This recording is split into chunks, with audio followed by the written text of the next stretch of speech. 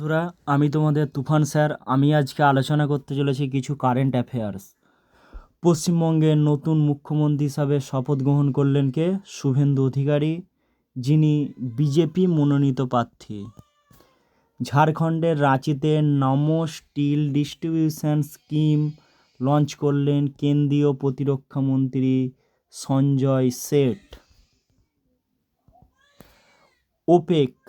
Opaque থেকে আনুষ্ঠানিকভাবে বেরিয়ে যাওয়ার ঘোষণা করল সংযুক্ত আরব আমিরাত ইউএই।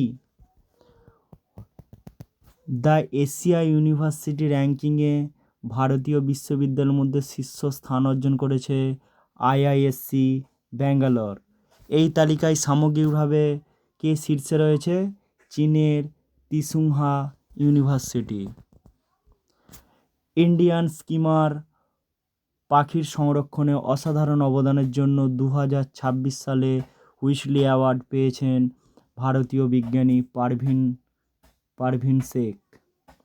এই হুইসলি অ্যাওয়ার্ডকে কী বলা হয়? গ্রিন অস্কারও বলা হয়। এটা তোমরা মনে রাখতে পারো, হুইসলি অ্যাওয়ার্ডকে গ্রিন অস্কার বলে। কার্ডিওভ্যাসকুলার ডিভাইস ম্যানুফ্যাকচারিং সেক্টরে ISO 5001 সার্টিফিকেশন অর্জন করল Sahajanand medical technologies. Thank you.